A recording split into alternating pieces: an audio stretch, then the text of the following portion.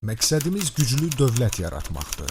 İqtisadi cəhətdən güclü dövlət yaratmaq, sosial rifah, cəmiyyəti qurmaqdır.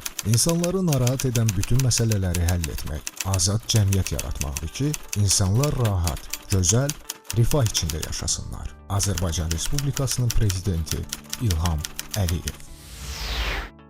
Müasir Azərbaycanın qurucusu, İqtisadi inkişafın Azərbaycan modelinin yaradıcısı, Ulu Öndər Heydər Əliyevin siyasi varisi Prezident İlham Əliyevin dediyi fikir Hacı Madər Musayevin fəaliyyətinin leytmotivini təşkil edir.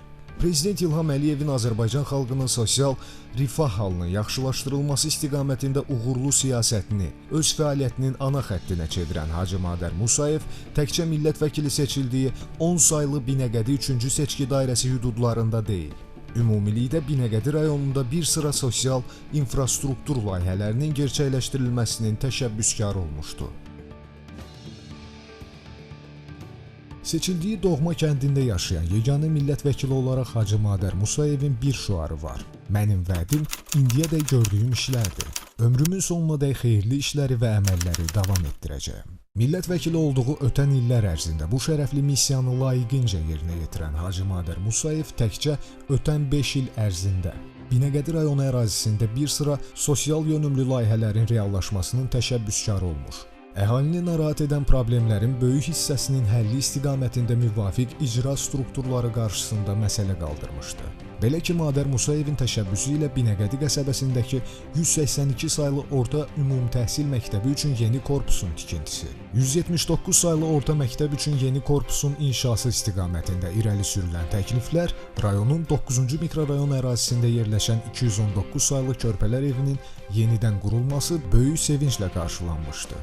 Məmmədəmin Rəsulzadə qəsəbəsində yerüstü piyada keçidinin tikintisi və istifadəyə verilməsi, Binəqədi qəsəbəsinin mərkəzində yerləşən 179 saylı məktəbin qarşısında yeraltı keçidin tikintisi və istifadəyə verilməsi isə əhalinin yollarda təhlükəsiz və maneəsiz hərəkətinin təminatına yönəlmiş mühüm addımlardandır.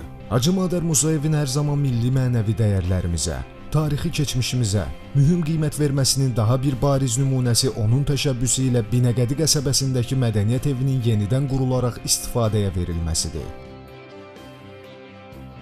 Hazırda Madər Musayevin təşəbbüsü ilə Binəqədi qəsəbəsində DSK adlanan ərazidə kanalizasiya və su xətlərinin yenidən qurulması, Biləcəri qəsəbəsində və Binəqədi qəsəbəsindəki 43-cü korpusda, Gülüstan və Gülməmməd Ramazanov küçələrində asfalt örtüyünün yenilənməsi, Yəhya Hüseynov küçəsi, Döngə 3, 5A, 3A, 14, 14A və 15 saylı 5 mərtəbəli binaların istilik sistemləri ilə təminatı istiqamətində dövlət tərəfindən mühüm işlər görülür. Həmçinin əhalinin çoxsaylı müraciətlərini nəzərə alaraq rayonun Biləcəri qəsəbəsində məhəllə 50-57-68 ünvanında 11-ci binanın qarşısında və 9-cu mikrorayon ərazisində yeni xeyir şər evi tikilib, istifadəyə verilib.